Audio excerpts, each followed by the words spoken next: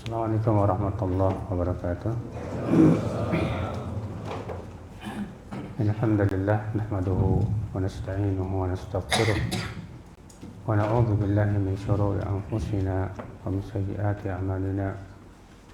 Man yahdihillahu fala mudilla lahu wa man yudlil fala hadiya lahu. Wa asyhadu an la ilaha illallah wahdahu la syarika lah wa asyhadu anna Muhammadan 'abduhu wa rasuluh. قال الله تعالى في كتابه الكريم يا أيها الذين آمنوا اتقوا الله حق تقاته ولا تموتن إلا وأنتم مسلمون أما بعد. Saudara seiman, alhamdulillah kita bersyukur kepada Allah atas limpahan karunia dan nikmat yang Allah berikan kepada kita. Dan pada kesempatan pagi hari ini saya ingin membahas tentang tema yaitu keinginan yang mulia. Karena saudaraku seiman, manusia itu hidup mengikuti atau sesuai dengan keinginan. Ketika keinginan kepada sesuatu itu kuat, dia akan berusaha untuk meraih apa yang dia inginkan. Apabila keinginan itu baik, maka dia akan berusaha untuk melakukan kebaikan-kebaikan. Dan apabila keinginan itu buruk, demikian pula. Oleh karena itu, saudaraku seiman rahimani wa rahimakumullah jami'an, Al-Imam Ahmad berwasiat kepada anaknya yang bernama Saleh. Beliau berkata kepada anaknya itu, ya bunai, hai anakku, in will khair, niatkan kebaikan ya pada setiap harinya. Karena ketika keinginan kita, niat kita selalu baik, insya Allah akan menimbulkan amalan-amalan yang sifatnya kebaikan. Saudaraku seiman rahimani wa rahimakumullah jami'an, Allah berfirman di dalam surat Hud ayat 15-16, man kana yuridul hayatad dunya wa zinataha nuwaffi ilaihim a'malahum fiha wa hum fiha la yubkhasun ulaika alladhina laysa lahum fil akhirati illa an-nar wa habita ma sana'u fiha wa batilu ma kanu ya'malun. Siapa yang menginginkan dunia dan perhiasannya, maka kami akan berikan kepada dia apa yang dia inginkan tersebut tanpa dikurangi. Tapi mereka dalam kehidupan akhirat nanti tidak mendapatkan apapun kecuali api neraka. Maka batal amal mereka, sia-sia perbuatan mereka. Lihat dalam surat Hud ayat 15-16 ini, Allah menyebutkan tentang orang yang menginginkan dunia dari amal solehnya. Karena keinginan dia dunia berakibat kepada apa? Berakibat kepada amal soleh pun menginginkan dunia. Dia sholat duha, keinginannya ingin supaya rezekinya lancar. Dia sedekah, keinginannya biar diganti di dunia ini dengan yang lebih baik. Ya, ada orang sedekah misalnya menyedekahkan mobilnya Vios dengan niat biar diganti sama Allah sama Camry. Ya. Jadi keinginannya dia dunia, akhirnya akibatnya apa? Akibatnya amal solehnya pun juga keinginannya dunia. Maka yang seperti ini kata Allah, kami akan berikan apa yang dia inginkan tersebut tanpa dikurangi. Tapi di akhirat nanti dia tidak mendapatkan apapun kecuali neraka. Batal amalnya, sia-sia usahanya. Saudaraku seiman rahimani wa rahimakumullah jami'an,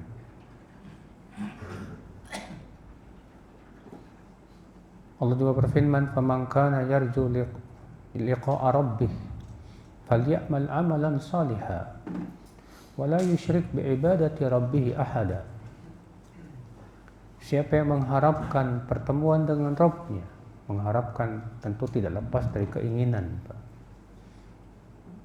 Siapa yang mengharapkan pertemuan dengan Rabb-Nya, maka hendaklah ia beramal saleh dan jangan ia mempersekutukan Allah dengan apapun. Dalam surat Al-Kahfi ayat 110, yaitu Allah menyebutkan bahwa orang yang berkeinginan, yang berharap untuk bertemu dengan Allah, hendaklah ia beramal saleh. Artinya ketika harapan dia, keinginan dia yang besar adalah keridhaan Allah, surganya, jannahnya, berakibat apa?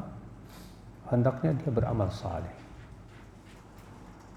Maka dari itu ketika keinginan seseorang kepada dunia dan keinginannya kuat kepada dunia, maka usaha untuk mencari dunia pun menjadi kuat, saudaraku seiman. Sampai-sampai amal soleh pun niatnya tujuannya untuk dapat dunia. Tapi ketika seseorang itu keinginannya akhirat, surga, jannah, keridhaan Allah, maka ini memberikan kekuatan yang dahsyat dalam agamanya.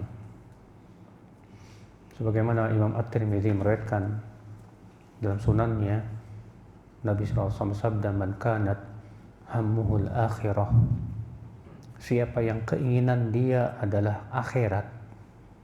Ham itu maknanya iradah, keinginan. Man kanat hammuhul akhirah, siapa yang keinginan dia akhirat, jama'allahu syamlah, kata Rasulullah. Allah kumpulkan kekuatan jiwanya. Wa ja'alal ghina fi qalbi, dan Allah jadikan kekayaan itu di hatinya. Walam ta'tihi minad dunya wa atathu dunya wa hiya raghima,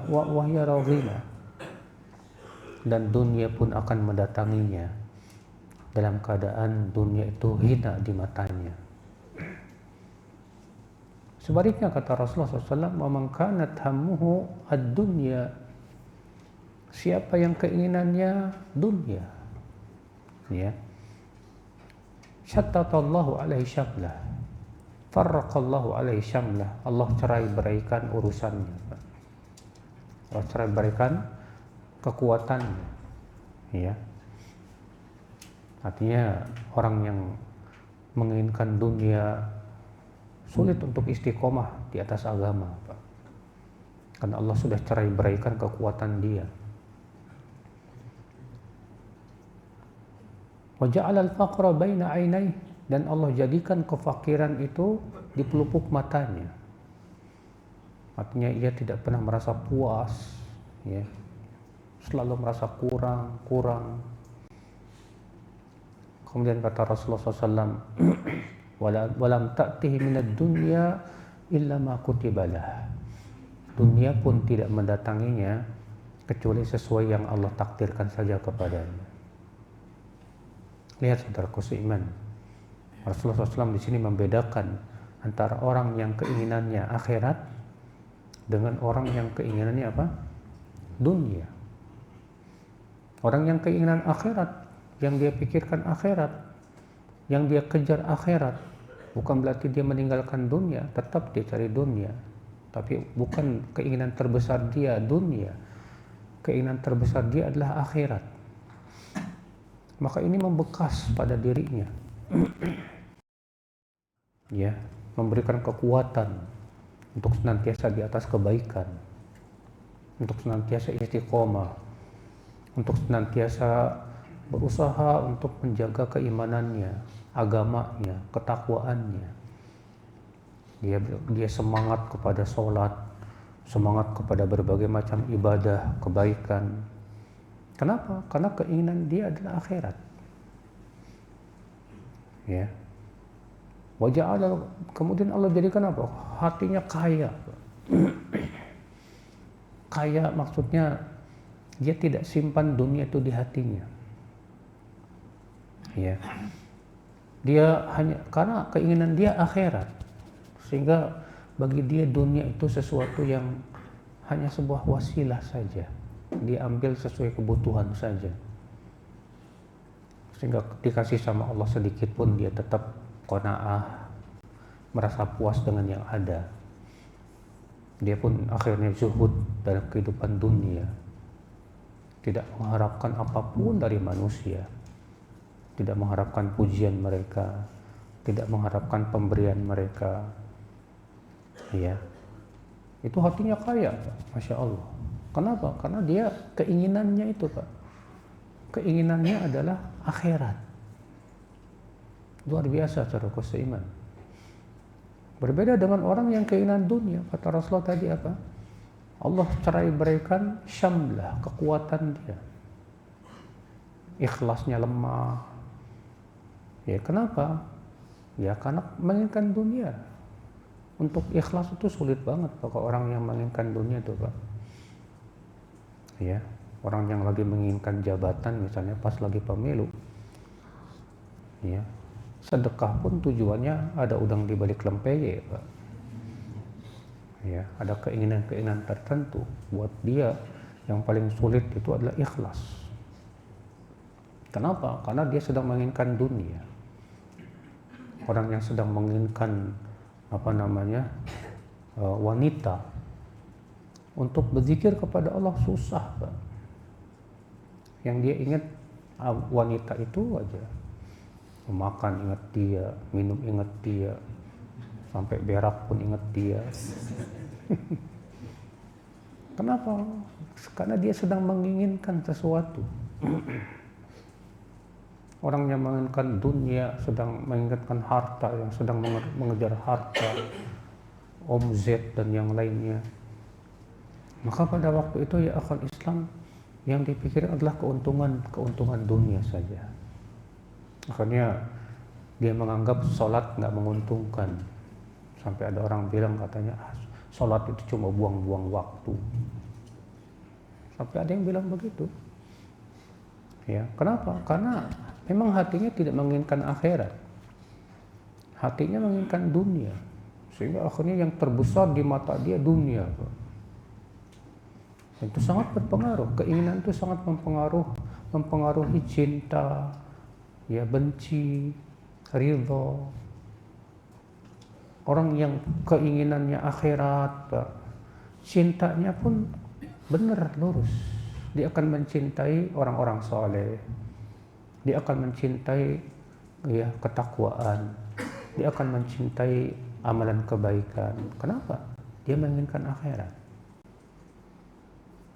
Ya, dan dia berpaling hatinya dari para pecinta dunia. Cintanya pun juga karena Allah. Kenapa? Karena dia menginginkan akhirat. Karena dia tahu kalau dia mencintai seseorang karena dunia tidak akan bernilai apa-apa di sisi Allah. Maka dia cintai seseorang karena Allah Subhanahu wa taala. Bukan karena dunia, bukan karena dia satu kantor atau satu yayasan atau satu organisasi, tidak. Saudaraku seiman rahimani wa rahimakum jami'an. Bencinya pun terpengaruh karena keinginan. Ketika dia keinginannya akhirat, bencinya pun karena Allah. Dia benci kepada maksiat. Dia benci kepada segala sesuatu yang melalaikan hatinya dari kehidupan akhirat, gak suka. Saudaraku seiman rahimani wa rahimakum jami'an. Berbeda dengan orang yang keinginannya dunia. Akibatnya apa? Cintanya, bencinya, ridhonya, semua karena dunia, Pak. Mencintai seseorang karena dunia, karena dia bisa memberikan manfaat dunia kepada dirinya. Ya, karena dia orang kaya. Dia cintanya bukan karena Allah, tapi karena fulus, karena dunia semuanya. Bencinya pun demikian. Dia membenci orang-orang yang merugikan dunianya dan mencintai orang yang menguntungkan dunianya. Sehingga ya akal Islam, lihat ya bagaimana dahsyatnya pengaruh keinginan. Kalau orang yang keinginannya mulia, pasti dia akan mencintai sesuatu yang mulia. Ya. Dan orang yang keinginannya rendah, dunia, ya pasti akan mencintai sesuatu yang sifatnya apa? Dunia. Tak lepas. Manusia itu ya tak lepas dari yang namanya keinginan, Pak. Ya, semuanya dipengaruhi oleh keinginan, saudaraku seiman. Rahimani wa rahimakumullah jami'an. Makanya lihat para sahabat Rasulullah SAW, hati mereka dipenuhi dengan keinginan akhirat, Pak. Ya. Sehingga semangat mereka yang luar biasa itu kepada akhirat. Ada seseorang orang Arab Badui datang kepada Rasulullah dan berkata, "Ya Rasulullah, dullani ala amal, ya, adkhulu bihil jannah, yudkhilunil jannah." Wahai Rasulullah, tolong tunjukkan aku kepada amal yang membuat aku masuk surga. Subhanallah. Ya. Apa kata Rasulullah SAW? Ta'budullah wa la tusyriku bi syai'a wa tuqimus shalah wa tu'tiz zakah wa tasumu Ramadan. Ya.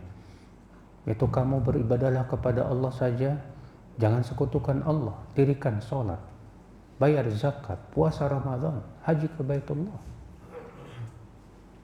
Lalu orang itu pergi dan berkata, demi Allah ya Rasulullah, aku tidak akan menambah lebih dari itu. Kata Rasulullah, siapa yang ingin melihat penduduk surga, lihat kepada orang itu. Kenapa? Kenapa Rasulullah mengatakan dia penduduk surga? Dari pertanyaannya, Pak. Ternyata dia bertanya kepada Rasulullah, apa yang bisa memasukkan ke surga? Pertanyaan itu berasal dari keinginan, Pak. Dia pengen masuk surga. Maka dia bertanya kepada Rasulullah tentang amal yang bisa memasukkan ke surga. Ikhwatul Islam saudaraku seiman. Disebutkan dalam hadis yang sahih bahwa ada seorang wanita hitam legam yang terkena penyakit ayan, epilepsi. Datang ke Rasulullah dan berkata, "Ya Rasulullah, ud'ullah an yashfiyani." Ya Rasulullah, ini usra, wahai Rasulullah, aku terkena penyakit ayan. Doakan aku supaya aku sembuh. Apa kata Rasulullah? In syi'ti, ya, in syi'ti du'autu laki wa in sabarti falakil jannah atau kama qala. Kalau kamu mau aku doakan, aku akan doakan. Tapi kalau kamu mau sabar, buat kamu surga. Lihat. Rupanya si wanita ini memang menginginkan surga, keinginannya mulia. Apa kata wanita ini? Idan asbir ya Rasulullah. Kalau begitu aku sabar saja ya Rasulullah. Memilih sabar, ya. Karena apa? Karena keinginan untuk masuk surga. Padahal sabar di atas penyakit epilepsi itu nggak mudah, Pak. Berat itu, Pak. Ya. Sampai-sampai dia mau menghadapi kesulitan seperti itu demi keinginan dia pengen masuk surga. Terus wanita ini punya, subhanallah ya, memang keinginannya akhirat. Dia berkata, "Wa inni atakasyaf, fad'ullah an la atakasyaf." Hai Rasulullah, aku kalau kena epilepsi, kena ayan, kambuh, auratku suka terbuka. Doakan saja aku supaya tidak terbuka saat terkena ayan. Maka Rasulullah pun mendoakannya. Ini subhanallah, wanita hitam legam, ya, karena keinginan dia pengen akhirat, Pak. Dia memilih sabar di atas penyakitnya, dan subhanallah dia minta kepada Rasulullah agar didoakan supaya tidak terbuka auratnya. Bandingkan dengan banyak wanita di zaman ini yang sehat, nggak kena ayan, tapi sengaja memperlihatkan auratnya, subhanallah. Kenapa Pak? Keinginan. Dipengaruhi oleh apa? Keinginan. Ya. Kalau keinginannya akhirat seperti itu jadinya Pak. Luar biasa saudaraku seiman rahimani wa rahimakumullah jami'an. Dalam hadis yang lain yang sahih, Rasulullah SAW biasanya beliau ke Masjid Kuba itu setiap Sabtu, seminggu sekali. Dan beliau biasanya suka singgah di rumah Ummu Sulaim bintu Bilhan. Ummu Sulaim ini istrinya Tolhah. Suatu ketika Rasulullah SAW singgah di rumah Ummu Sulaim. Lalu Ummu Sulaim pun menyuguhkan makanan kepada Rasulullah SAW. Lalu Rasulullah SAW pun tidur. Tiba-tiba beliau bangun dalam keadaan tertawa. Ya. Kata Ummu Sulaim, kenapa engkau tertawa ya Rasulullah? Kata Rasulullah, nasun min ummati yakzuna ya alal bahr. Ya. Kamathalil asirrah. Ya, kamathalil muluk alal asirrah. Orang-orang dari umatku nanti akan berperang di atas lautan bagaikan raja-raja, bagaikan raja di atas singgasananya. Kata Ummu Sulaim apa? Ya Rasulullah, ud'ullah an yaj'alani minhum. Doakan aku ya Allah supaya aku termasuk pasukan yang berperang di atas lautan itu ya Rasulullah. Kemudian Rasulullah tidur lagi. Maka beliau bangun tertawa lagi. Kata Ummu Sulaim, apa yang membuat engkau tertawa lagi ya Rasulullah? Kata Rasulullah, nasun min ummati guzatun alal bahri, ya mulukun alal asirrah. Kelak nanti ada pasukan umatku yang berperang di atas lautan, bagaikan para raja di atas singgasananya. Bayangkan. Apa kata Ummu Sulaim? Wahai Rasulullah, doakan aku supaya aku termasuk mereka. Kata Rasulullah, kamu termasuk yang pertama-tama kali berperang di atas lautan. Padahal dia wanita. Mendengar keutamaan orang yang berperang di atas lautan itu, Ummu Milhan minta supaya dijadikan masuk dalam mereka. Ini keinginan namanya Pak. Keinginan yang besar. Dan Allah pun kabulkan doa Rasulullah SAW. Ummu Milhan, ya, beliau termasuk yang pertama kali dalam pasukan, ya, berlayar di atas lautan untuk jihad fisabilillah. Namun qadarullah ketika telah sampai daratan, beliau jatuh dari kudanya dan meninggal dunia. Terjadi ikhtilaf para ulama tentang makna hadis ini. Orang-orang yang berperang di atas lautan bagaikan para raja di atas singgasana mereka. Sebagian ulama berpendapat maksudnya orang-orang yang berperang di atas lautan itu diberikan pahala oleh Allah nanti di hari kiamat, mereka bagaikan para raja di atas singgasana. Saking besarnya pahala orang yang perang di atas lautan. Sehingga dari itu sebagian ulama beristimbat bahwa berjihad di atas laut itu pahalanya lebih agung, lebih utama daripada berjihad di daratan. Sebagian lagi mengatakan makna hadis ini artinya perumpamaan.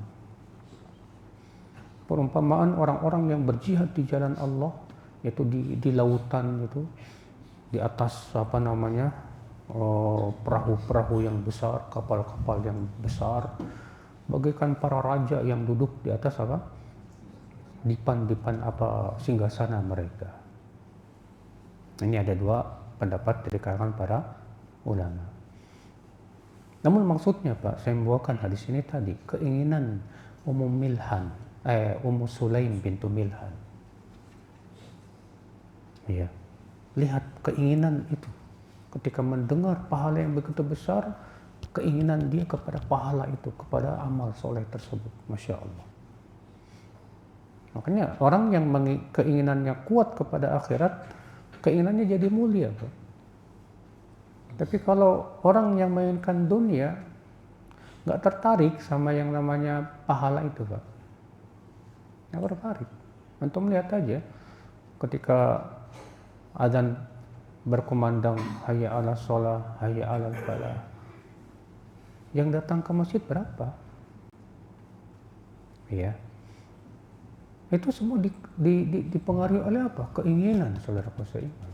Orang yang menginginkan akhirat akan mudah dia tinggalkan tempat tidur, pergi ke masjid. Tapi orang yang menginginkan dunia tidak tertarik dia dengan pahala dunia. Tapi kalau diumumkan habis sholat di masjid misalnya, nanti habis sholat setiap orang akan diberi uang 2 juta. Saya yakin masjid penuh, Pak. Ya itu, Pak. Kenapa? Semangat seseorang itu dipengaruhi oleh keinginan. Kemana dia keinginannya?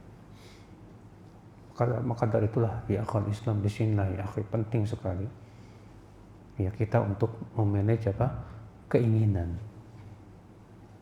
Lalu bila ada yang bertanya, lalu bagaimana supaya kita punya keinginan yang bagus, yang baik?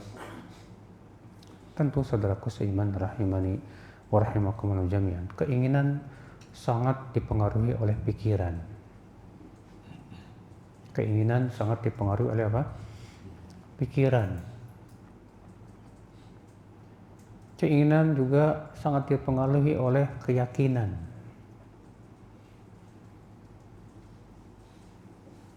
Pikiran, kata Ibnu Qayyim rahimahullah, aslu kulli khairin wa aslu kulli syarr.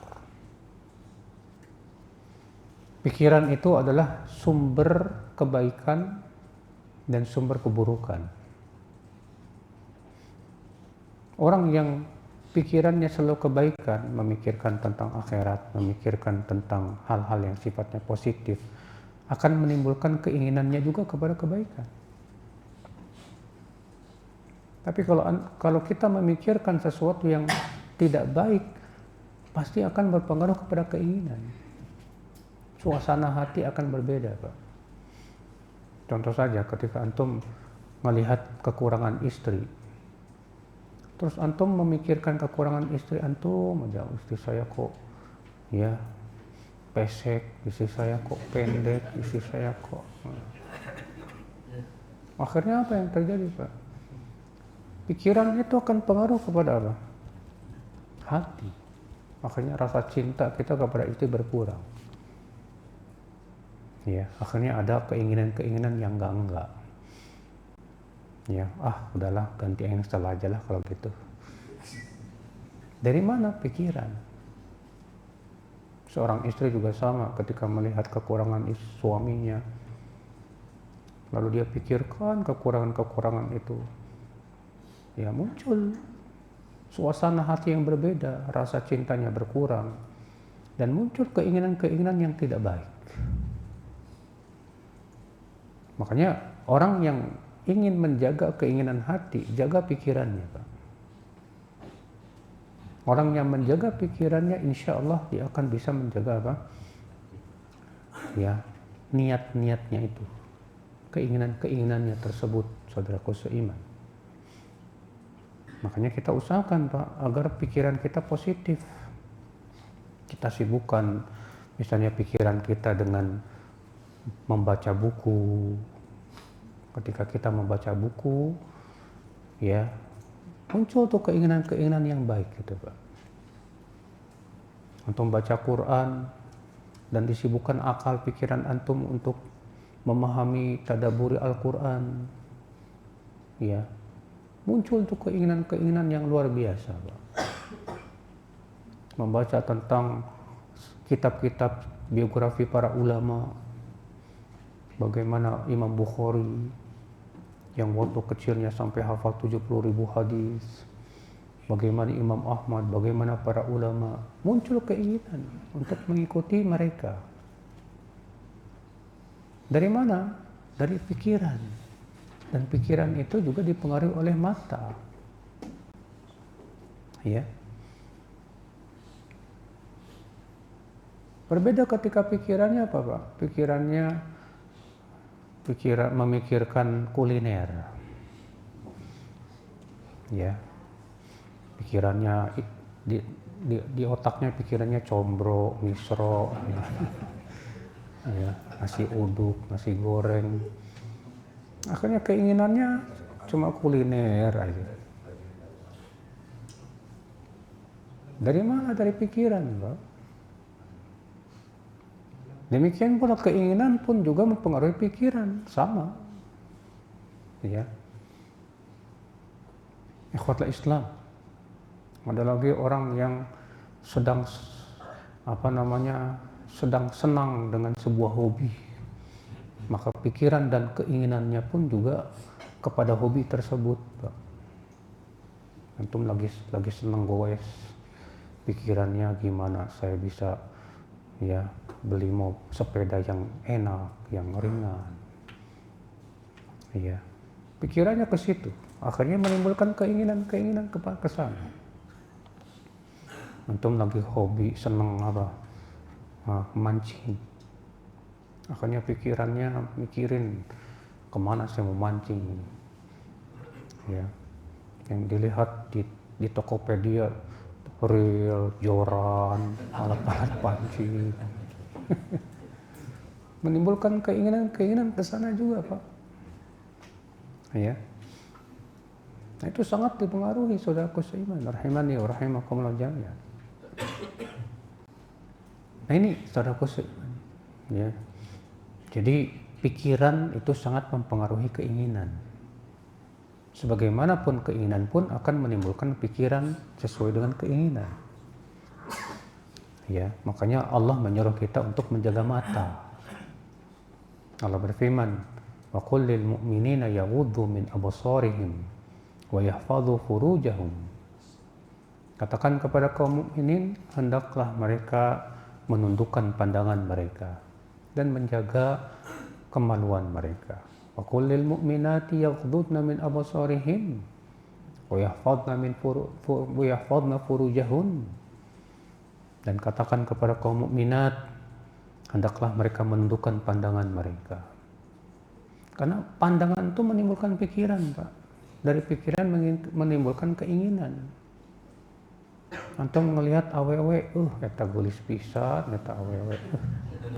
Itu perempuan kok penting banget. Jadi pikiran. Ya. Andai. Akhirnya apa? Muncul keinginan untuk mendekatinya. Ya, keinginan untuk berkenalan dengannya. Muncul tuh keinginan tuh, Pak. Ibu-ibu juga, ya, ketika ngaji ngelihat ustadznya kok ganteng banget, ya Allah, dipelototin tuh ustadznya. Ya, pas pulang ke rumahnya, ya suami saya kok biasa-biasa aja. Ya, itu sangat mempengaruhi, Pak. Makanya kita disuruh untuk menundukkan pandangan. Tidak, ya. Ketika mata kita terjaga, insya Allah pikiran kita terjaga. Ketika pikiran kita terjaga, maka hati kita pun, niat, keinginan kita pun juga apa? Terjaga, biiznillah. Ikhwata Islam, saudaraku seiman, rahimani wa rahimakumullah jami'an. Maka di sini ya akhwat Islam, ya, ini yang mempengaruhi keinginan, itu yaitu pikiran. Pikiran berasal dari apa yang kita lihat, apa yang kita dengar. Kemudian yang mempengaruhi keinginan, keyakinan, dan itu sangat mempengaruhi. Iya. Karena keyakinan kita, ketika kita yakin akan adanya surga, adanya neraka, kita yakin ya, akan adanya Allah Azza wa Jalla, dan bahwa Allah Maha Kuat, Maha Perkasa, Maha Pengampun. Keyakinan ini menimbulkan keinginan-keinginan yang mulia, saudaraku seiman. Ya. Maka dari itulah kita diperintahkan untuk menuntut ilmu, Pak. Kenapa? Karena ilmu itulah yang akan menimbulkan keyakinan. Dan dari keyakinan itulah akan menimbulkan keinginan-keinginan yang mulia, yang baik.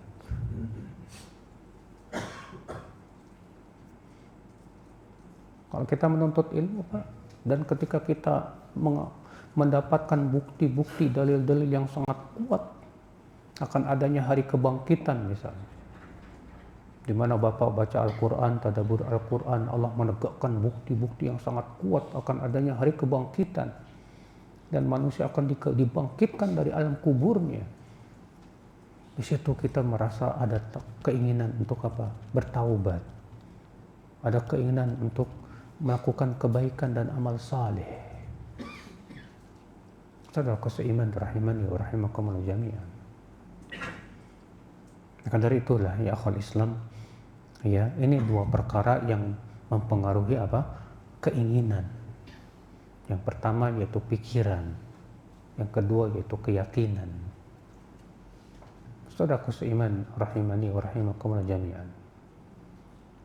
Namun Pak, sebatas keinginan, ya, tapi tidak punya kekuatan, biasanya tidak terrealisasi. Orang ada keinginan baik, pengen bertaubat, pengen beramal soleh, pengen berbuat baik, tapi ternyata nggak ada kekuatan. Akhirnya apa? Dikalahkan oleh kemalasan, Pak. Makanya saudaraku seiman rahimani wa rahimakumullah jami'an, kalau sudah ada keinginan yang baik, maka yang harus kita lakukan apa, Pak? Ya, ketika sudah muncul keinginan yang baik, saya ingin bersedekah. Maka yang kita lakukan yang pertama, jangan ditunda-tunda. Jangan apa? Jangan ditunda-tunda, segera lakukan. Saya ingin bersedekah, segera lakukan. Sebab kalau kita tunda-tunda itu, Pak, sering muncul malas, Pak. Ya. Makanya kata Al-Hasan Al-Basri, innaka fi yaumik walasa fi ghadik. Kamu ini sedang berada di hari ini, bukan di hari esok. Ya. Kalau kamu bisa melakukan hari ini, besok kamu bisa. Tapi kalau kamu tunda, besok pun kamu akan menunda. Memang begitu. Orang kalau terbiasa nanti, sudah ada keinginan baik, tapi terkena penyakit itu, menunda-nunda amal. Besok udah ada keinginan pengen baca Quran, nanti deh sore, pas sore nanti deh malam, pas malam nanti deh besok pagi, pas pagi mati. Iya. Ikhwatul Islam saudaraku seiman. Makanya kalau kita sudah ada keinginan jangan ditunda. Segera lakukan. Ya. Ini yang pertama, jangan menunda kalau sudah ada keinginan yang baik. Yang kedua, minta kepada Allah kekuatan. Ya. Karena tidak mungkin kita merealisasikan keinginan kecuali kalau Allah yang bantu, Pak. Kalau Allah nggak bantu ya percuma.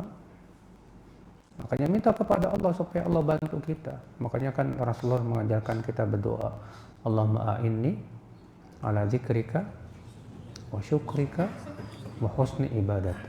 Ya Allah, bantu aku untuk mengingatmu ya Allah, mensyukuri nikmatmu dan memperbaiki ibadahku kepadamu. Masya Allah. Ya. Allah berfirman, iyyaka na'budu wa iyyaka nasta'in. Hanya kepadamu ya Allah kami beribadah, dan hanya kepadamu ya Allah kami minta tolong. Kata Syekh Utsaimin, ibadah itu berat, makanya kita minta tolong kepada Allah supaya bisa kita melaksanakan apa? ibadah. Sebab kalau kita tidak dibantu sama Allah, nggak mungkin bisa, Pak. Antum ya nggak dibantu oleh Allah untuk khusyuk dalam sholat, susah khusyuknya. Ya, antum nggak dibantu sama Allah untuk ikhlas, susah ikhlasnya. Kita sangat membutuhkan bantuan dari Allah. Makanya ketika ada panggilan sholat, hayya ala sholah, jawabannya apa? La haula wala quwata illa billah. Kok apa hubungannya la haula wala quwata illa billah dengan hayya ala sholah? Karena kita tidak bisa melakukan sholat kecuali dengan bantuan dari Allah. Karena la haula wala quwata illa billah itu tabarri minal haul wal quwwah. Kita berlepas diri dari bahwa kita ini kita bisa melakukan ini karena kekuatan saya, kehebatan saya. Bukan, semua bantuan dari siapa? Allah Subhanahu wa taala. Makanya selalu minta kepada Allah, ya Allah bantu ya Allah aku. Tolong aku ya Allah. Ya, maka disinilah ya akhi, ketika sudah ada keinginan, tawakal. Ketika sudah ada keinginan apa? Tawakal. Itu sangat penting sekali. Ya. Antum sudah keinginan untuk apa?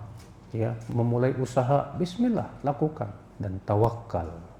Sandarkan hatimu kepada Allah dan usaha. Mohon kepada Allah bantuan. Jangan pernah mengandalkan kemampuan kita. Jangan pernah bersandar kepada skill kita, Pak. Wallahi, kalau orang yang bersandar kepada skill dan kemampuannya, bersandar kepada kecerdasannya, Allah tidak akan bantu dia, Pak. Kan di sinilah ya akhul Islam, ketika ada ya keinginan, sudah ada keinginan, tawakal. Segera kita lakukan, minta kepada Allah bantuan, jangan ditunda-tunda. Ya, sambil kita tawakal kepada Allah, maka orang seperti ini pasti dibantu oleh Allah Subhanahu wa taala. Saudara seiman, rahimani wa rahimakumullah jami'an. Kemudian saudaraku seiman, rahimani wa rahimakumullah jami'an. Wajib setiap kita, Pak, untuk mengontrol keinginan, Pak. Karena keinginan itu kalau nggak dikontrol bisa menjadi liar. Setiap keinginan kita wajib kita pertanyakan, kita introspeksi, kita muhasabah. Apakah keinginan seperti saya ini keinginan yang dicintai oleh Allah?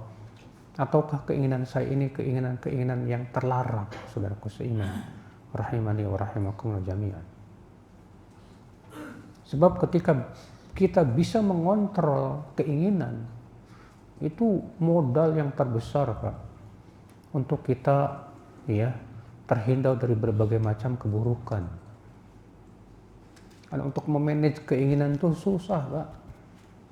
Untuk memanage keinginan itu apa? Susah. Sebab jangan sampai ya, Pak, ya, ketika keinginan kita selalu diperturutkan, yang ditakutkan apa coba, Pak? Ketika keinginan kita selalu diperturutkan, yang ditakutkan jadi kebiasaan. Lalu kalau sudah jadi kebiasaan, apa yang terjadi, Pak? Sudah terasa nikmat di hati. Contoh misalnya, ketika antum memperturutkan keinginan untuk nonton apa? Nonton film kungfu misalnya, atau nonton UFC, ya, tahu kan? Atau MMA, wah, kayak yang suka pada gelut itu, Pak. Ya. Ada siapa itu? Ada Islam Mang Acep, ya. Ada siapa lagi? Keinginannya diperturutkan terus, nonton itu terus, ngikutin itu terus. Akhirnya jadi kebiasaan. Ketika sudah jadi kebiasaan, dia merasa nikmat. Kalau sudah merasa nikmat, Pak, susah ditinggalin. Yang paling sulit meninggalkan tuh kalau sesuatu sudah jadi kebiasaan. Mending kalau kebiasaan itu kebaikan. Antum menginginkan kebaikan, lalu antum terbiasa dengan kebaikan tersebut. Alhamdulillah. Yang dikhawatirkan itu ketika membiasakan hal-hal yang tidak baik, hal-hal yang tidak bermanfaat. Bahkan naudzubillah min dzalik, kalau ternyata kebiasaan itu hal-hal yang maksiat, naudzubillah min dzalik. Maka dari itu ya akhi, sebelum itu jadi kebiasaan dan sebelum pohon itu kuat di dada kita, segera cabut. Maka di sini penting sekali ya akhwat Islam, memanage keinginan itu penting sekali. Mengontrol keinginan itu penting sekali ya akhwat Islam. Setiap kita ingin melakukan sesuatu, kita kontrol, kita pikirkan baik-baik. Makanya disinilah Pak, gunanya kita dikasih sama Allah akal untuk berpikir. Di antara fungsi akal itu untuk mengontrol. Kalau binatang nggak punya akal, makanya perbuatannya tidak terkontrol. Ya kan? Iya. Binatang apa yang dia inginkan, dia lakukan. Dia tidak punya akal, makanya pikirnya tidak terkontrol. Tapi manusia punya akal. Fungsi akal diantaranya mengontrol dan memanage, mengontrol keinginan, memanage keinginan kita supaya tidak kepada hal-hal yang tidak diridhoi oleh Allah Subhanahu wa taala. Nah, ini saudaraku seiman, rahimani wa rahimakumullah jami'an. Semoga Allah berikan kepada kita keinginan-keinginan yang mulia dan kekuatan untuk mempraktekkan keinginan yang mulia tersebut ya akhwal Islam, sehingga pada waktu itu keinginan tersebut menjadikan kita senantiasa di atas kebaikan, di atas amal saleh. Demikian, semoga yang saya sampaikan bermanfaat. Barangkali ada yang mau nanya, silakan.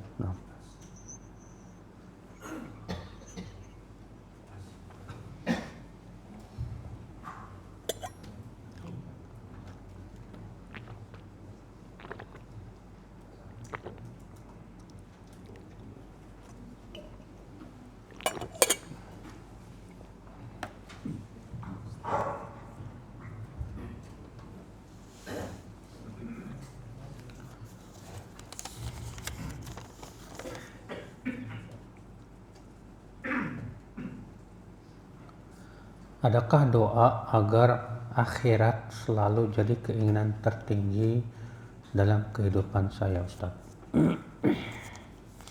Rasulullah SAW mengajarkan kepada kita sebuah doa.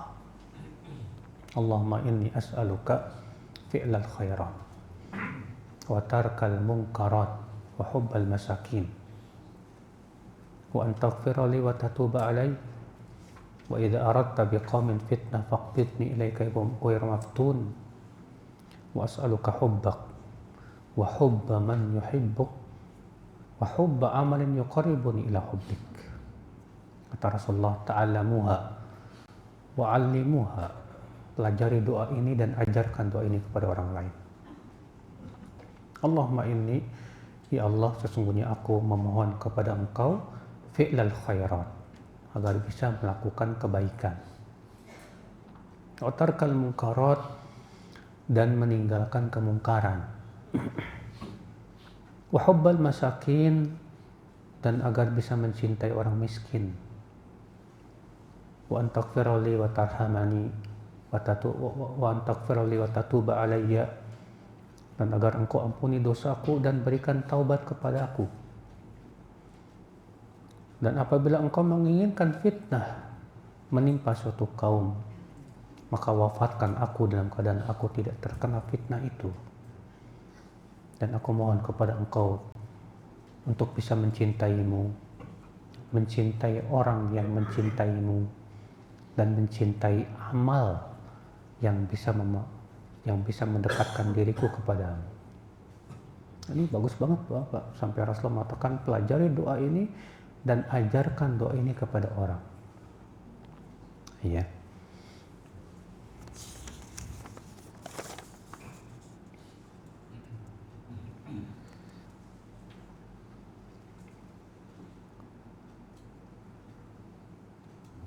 Hal-hal yang kecil seperti menghidupkan lampu-lampu di masjid, TV di masjid agar jamaah lain nyaman di masjid, ini akan mendapatkan pahala jariah dari hal-hal tersebut kah Ustadz? Iya. Ya. Segala sesuatu yang bermanfaat untuk ibadah, membantu orang untuk ibadah, semua itu adalah wasilah kepada ibadah yang berpahala. Karena wasilah kepada ibadah itu adalah berpahala. Saudaraku seiman, rahimani wa rahimakumullah jami'an. Iya.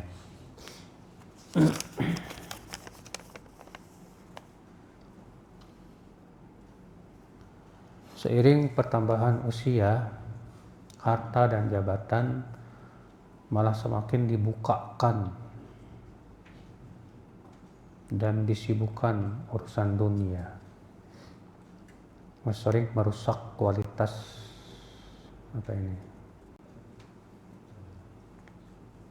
seperti kekhusyuan dalam sholat. Memang begitu Pak.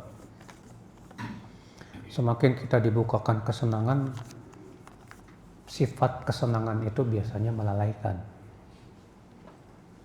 Sifat kesenangan itu membuat sabar kita jadi pendek. Sifat kesenangan itu ya membuat kita lupa. Makanya ketika diberikan kesenangan, orang tersebut tidak tertipu oleh kesenangan, ini yang luar biasa Pak. Ya. Maka dari itu ya akhwat Islam, bagaimana supaya kesenangan itu tidak membuat tertipu Pak? Yang pertama, harus dari niat dan keinginan dulu. Antum cari duit niatnya apa? Niatnya supaya saya bisa sedekah Ustaz. Bagus, Masya Allah. Orang kalau cari duit, ya, kalau niatnya memang lurus dan baik, insya Allah bantu. Tapi kalau sudah niatnya gak baik, ya sudah. Makanya kata Rasulullah SAW, innamad dunya li arba'ati nafar. Dunia itu untuk 4 orang. Yang pertama, li abdin ruziqa ilman wa malan.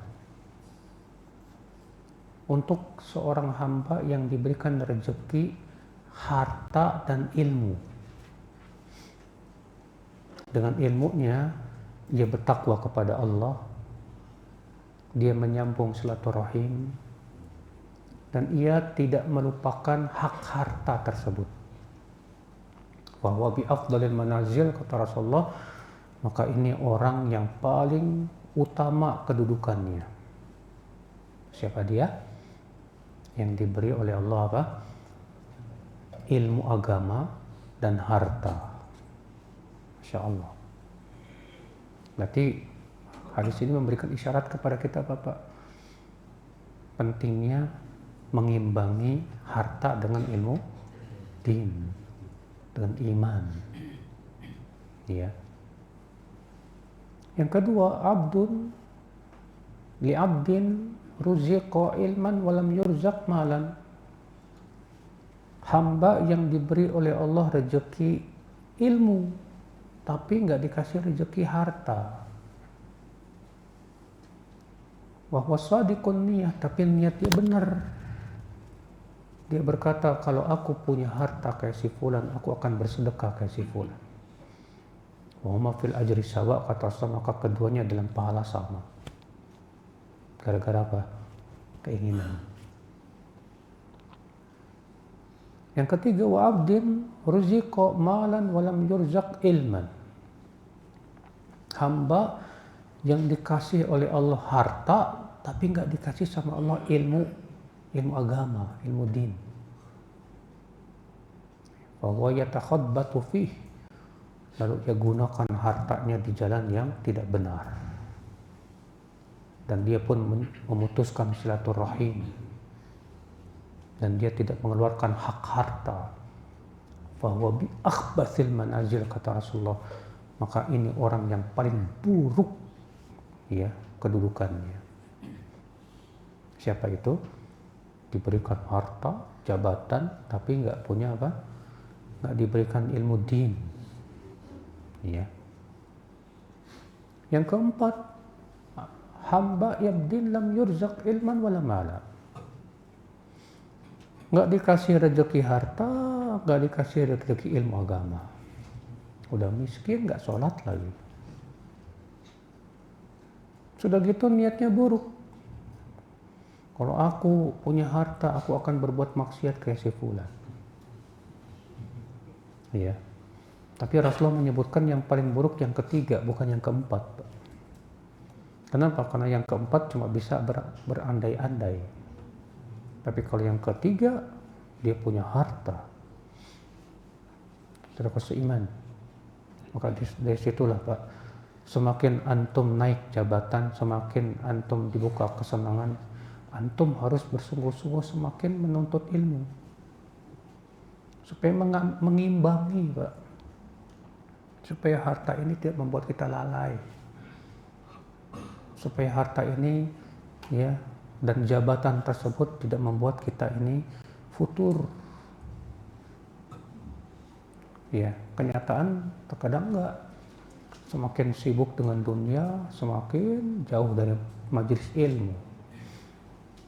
Akibatnya sudah, setan akan semakin mudah menggoda dia, saudaraku seiman. Nauzubillah min dzalik. Demikian.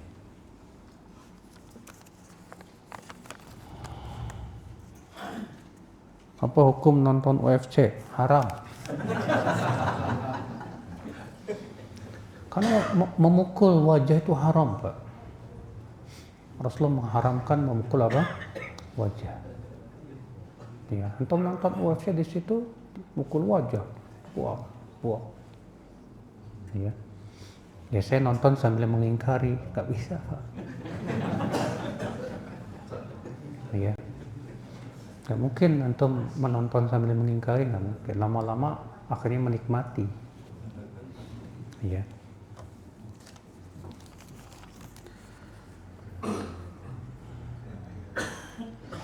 Apakah keinginan sama dengan niat? Sama. Keinginan itu adalah niat. Niat itu adalah apa? Keinginan. Walaupun memang bertingkat-tingkat, ada yang keinginannya lemah, ada yang keinginannya apa? Kuat.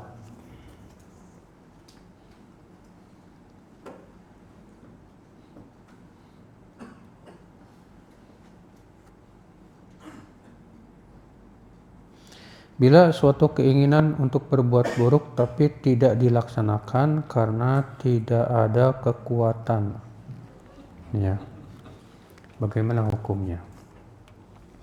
Kita berbuat baik, kita berniat buruk, tapi nggak bisa melakukan karena nggak ada fasilitas dan sudah usaha. Apa kata para ulama? Maka dia berdosa. Mau melacur, udah pergi ke tempat pelacuran, ada razia, nggak jadi, ya, maka dosa karena usaha itu.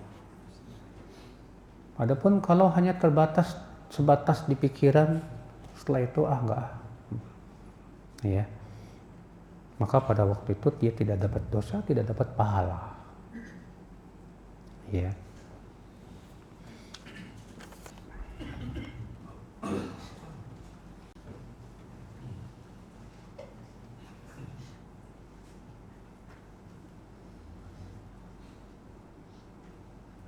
Apakah dalil tentang wanita yang terkena penyakit ayan tadi bisa dijadikan dalil mengutamakan sabar terhadap penyakit daripada pilihan untuk melakukan pengobatan, Ustaz?